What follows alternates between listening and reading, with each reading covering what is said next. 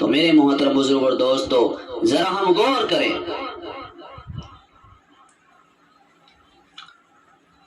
آج اس زمانے میں ہم دیکھتے ہیں، افسوس ہے، نامور علماء کرام جن کے علم و فضل کی شہرت سے ملک اور بیرون ملک کی فضا گونج رہی تھی، ممتاز مصنفین جن کی قلم کی ایک ایک سطر کے لیے شوق و عقیدت کی آنکھیں کھلی رہتی تھی، مشہور سرداران قوم جن کے ہر نقش قدم کو آنکھوں سے لگانے کے لیے کروڑوں عقیدت مندوں کی آنکھیں کھلی رہتی تھی، کیسے کیسے مقدس بزرگان دین اور علماء متین جن کے زہد اور تقوی پر انسانیت کو ناز تھا، محبت کرنے والے شوہر، جان قربان کرنے والی بیویاں، مامتا کی ماری ماں، سعادت مند بیٹے، خدمت گزار بیٹیاں، جگری دوست، بڑے بڑے حکیم، ڈاکٹر، سرجن جن کے فن شفا پر خود ان کو کیا پوری دنیا کو اور پوری قوم کو ناز تھا، لیکن ہزار کوششوں کے باوجود علاج سے کوئی فائدہ نہیں ہوا اور دوا سازگار نہیں ہوئی۔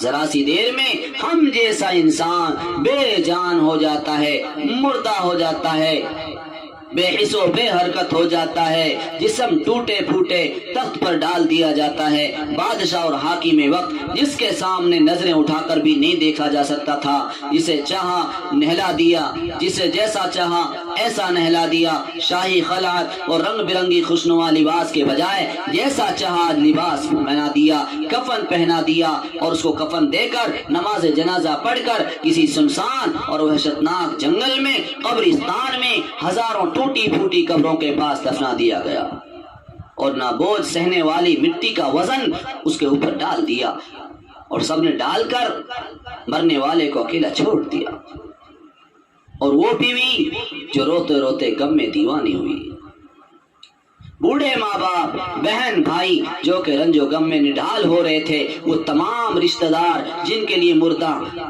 جان اور مال قربان کیا کرتا تھا، دم نکلتے ہی سب نے آنکھیں پھیر لی۔ اب اس مردہ کو رکھنے کو کوئی تیار نہیں، جلد سے جلد تاریخ گڑھے میں ڈالنے کی فکر میں رہتے ہیں۔ رے مسلمانوں ذرا غور کرو، ہر مرنے والے کی موت ہمارے لیے کتنا نصیحت کا سامان رکھتی ہے، لیکن ہائے افسوس ہماری غفلت کے آئے دن قدرت کا یہ تماشا دیکھنے کو ملتا ہے، پھر بھی کبھی نہیں سوچتے آخر ہمیں جانا ہے اور اس منزل سے گزرنا ہے، اور ہماری زندگی کا انجام بھی یہی ہونا ہے۔ ہم دیکھتے ہیں دوسروں کو دنیا سے جاتے ہوئے دیکھ کر بھی آخرت کا سفر ہمارے فکر پیدا نہیں کرتا، اور ہمیں اس کی کوئی فکر پیدا نہیں ہوتی۔ کتنی بڑی ہماری کمزوری کی بات ہے، احتمانہ حرکت ہے۔ میرے محترم بزرگ اور دوستو، آج ہم سب لوگ نہا کر آئے ہیں، ایک وقت وہ ہوگا جب اس دنیا میں آخری مرتبہ، اللہ معاف کرے، جدھر کو نظر جاتی ہے نئے نئے لباس نظر آتے ہیں، رنگ برنگی پوشاک نظر آتی ہیں، بچوں پر میری نظر جاتی ہیں، الگ پوشاکیں، جوانوں پر الگ پوشاکیں، کسی پر کرتا ہے تو کسی پر سرٹیں۔ آج سبھی اپنی اپنی خوشی سے آئے، نہ کر خود آئے، کپڑے خود تبدیل کیے، خوشبو لگا کر آئے، مگر کلیجے پر ہاتھ رکھ کر سوچو، دل پر ہاتھ رکھ کر سوچو، آج تو خود نہ کر آئے ہیں، خود کپڑا بدل کر آئے ہیں، مگر ایک وقت ایسا بھی آئے گا نہلانے والا کوئی اور ہوگا، کپڑے پہنانے والا کوئی اور ہوگا۔ آج ہم نے خوشبو خود لگائی، اس دن ہمارے اس آخری لباس پر خوشبو لگانے والا کوئی دوسرا ہوگا۔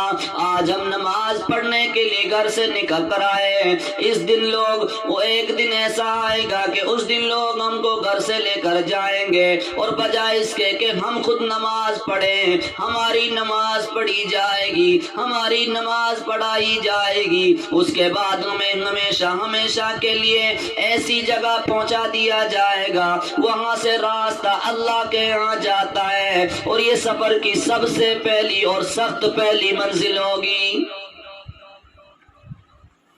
ہمیں اس آخرت کے سفر کی فکر آج اور اسی وقت سے کرنی چاہیے. آج کا کام کل پر ٹالنا جہالت ہے. جو کرنا ہے ابھی سے نیت کر لو. باری تعالیٰ ہر قدم اور ہر موڑ پر ہماری مدد فرمائیں گے. بس پختہ ارادہ کر لو. جس جدید معاشرہ اور ماڈرن لوگوں سے آپ شریعت پر عمل کرنے میں شرماتے ہیں، وہ آپ کا ساتھ تھوڑی دیر کے لیے دیتے ہیں. صرف آپ کا ساتھ آپ کی آنکھ بند ہونے تک وہ دے رہے ہیں. ادھر آپ کی آنکھ بند ہو جائے گی، آپ کا ساتھ جوڑ بھاگیں گے، آپ سے دور بھاگ جائیں گے. جو آپ کا ساتھ دیتے ہیں، آپ کے کاندھے پر ہاتھ رکھتے ہیں، آپ سے مصافحہ کرتے ہیں، اور ادھر آنکھیں بند ہوں گی، روح قبض ہو جائے گی. وہ تو آپ سے اتنی خفا کریں گے، اتنی نفرت کریں گے، اتنا ڈریں گے. آپ کے بدن کے پہنے ہوئے کپڑوں کو کسی ڈنڈی سے کسی ہاتھ نہیں ٹچ کریں گے. ہاتھ اڑانا تو دور کی بات ہے، بلکہ ڈرتے ہوئے کسی ڈنڈے سے آپ کے کپڑوں کو اٹھائیں گے. میرے محترم بزرگ اور دوستو، ذرا غور کرو. پھر جب کوئی ساتھ نہ دے گا اس وقت اعمال ہی کام آئیں گے. آج بھی زمانہ شاہد ہے. اگر کسی پر فالج پڑ جائے، ہاتھ پاؤں لنجے ہو جائیں، یا کاروبار ٹھپ ہو جائے، یا کوئی بدنام ہو جائے، لوگ جیتے جی اس کا ساتھ چھوڑ دیتے. مگر میرے رب کی ذات ہے، اکیلے اللہ کی ذات ہے، جو ہر حال میں، ہر موقع پر، ہر گھڑی، ہر موڑ پر اپنے بندے سے محبت کرتا ہے اور اپنے بندے کا ساتھ دیتا ہے، بشرطے کہ بندہ اللہ تعالیٰ کی محبت کی قدر کرے. اور قدر کرنا یہ ہے ہر نعمت کا شکر ادا کرے. جن چیزوں کو اس نے کرنے کا حکم دیا ان کو کرے، جن چیزوں سے منع کیا اس سے رک جائے. تو میرے محترم بزرگ اور دوستو، ذرا غور کریں. بہرحال عید کا پس منظر آپ کے سامنے آ گیا. رمضان کی مقدس ساعتوں میں ہم نے جو کچھ بھی اعمال کیے ہیں اور جو مزدوری کی ہے، یہ دن اس مزدوری کے دینے کا دن ہے. آج معافی کا اعلان عام ہو گیا ہے. کوئی مانگنے والا اس کو عطا کیا جائے، ہے کوئی ہاتھ پھیلانے والا اس کا ہاتھ بھرا جائے، ہے کوئی جھولی پھیلانے والا اس کی جھولی پر کی جائے. میرے محترم بزرگ اور دوستوں، اس خوشی کے موقع پر ہمیں شریعت کی روشنی میں اپنی خوشی کا اظہار کرنا چاہیے. محبوب کریم صلی اللہ علیہ وسلم کے معمولات کو مضبوطی سے پکڑنا چاہیے. خرافات، رسومات سے ہمیں پرہیز کرنا چاہیے. آج عام معافی کے دن جو شخص ناچے گا، گائے گا، رقص و سرور اس طرح کا کرے گا، فحش کام کرے گا، بے حیائی کے کام کرے گا، برائیوں میں پڑے گا، وہ یاد رکھ لے اللہ کے غضب کو دعوت دے رہا، گویا کہ اللہ کو چڑھا رہا ہے. اللہ ہمارے حال پر رحم فرمائے. تو میرے محترم بزرگ اور دوستو، اس لیے اللہ سے ڈرتے ہوئے، اللہ کے سامنے گڑ گڑاتے ہوئے، اللہ سے عاجزی کرتے ہوئے ہمیں اللہ سے یہ مانگنا ہے، یا اللہ یہ رمضان تو گزر گیا جیسا گزرا، اچھا گزرا تیرے سامنے، اور اس کی بے قدری ہم سے ہوئی، اس میں کوتاہی ہم سے ہوئی بھی تیرے سامنے اپنے کرم سے معاف فرما دے. یا اللہ آئندہ بھی ہمیں اپنی نیکیوں کے لیے، اپنے دین کی خدمت کے لیے، اپنے قرآن کی تلاوت کے لیے ماہ رمضان کا جیسا مقدس موقع دیا ہے، یا اللہ یہ دن ہمیں اپنی زندگی میں ہمیں دوبارہ ملے. یا اللہ اپنے محبوب صلی اللہ علیہ وسلم کی ایک ایک سنت پر ہمیں مکمل طریقے سے یا اللہ عمل کرنے کے لیے قبول فرمائے. تو میرے محترم بزرگ اور دوستو،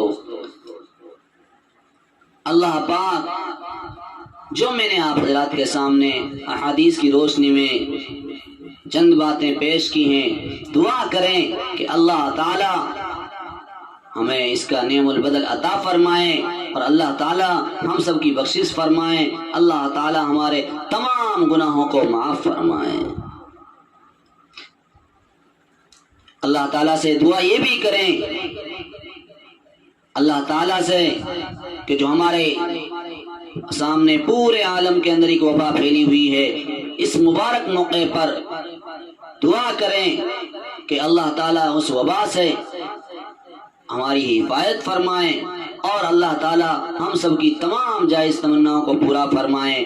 جب نماز کے لیے آپ لوگ کھڑے ہوں گے تو ایک فرشتہ ندا اسی طرح کرے گا جیسے میں نے پہلے حدیث میں فرمایا کہ تم سب ہوشیار ہو، آگاہ رہو، تمہارے رب نے تمہیں بخش دیا، اب تمہیں اپنے گھروں کو گناہوں سے پاک صاف ہو کر لوٹ جانا ہے۔ تو میرے پیارے محترم بزرگ اور دوستو، اپنے گھروں کو سکون سے جائیں، راستوں میں کسی کو تکلیف دیتے ہوئے نہ جائیں، راستوں کے ایک طرف ہوتے ہوئے جائیں، اور جس راستے سے آئے ہیں اس راستے کو تبدیل کرتے ہوئے اپنے گھروں کو لوٹیں۔ اللہ پاک مجھے اور آپ کو تمام کو عمل کرنے کے لیے قبول فرمائیں۔ سبحان ربک رب العزت عما یصفون وسلام علی المرسلین والحمد للہ رب العالمین وآخر دعوانا الحمد للہ۔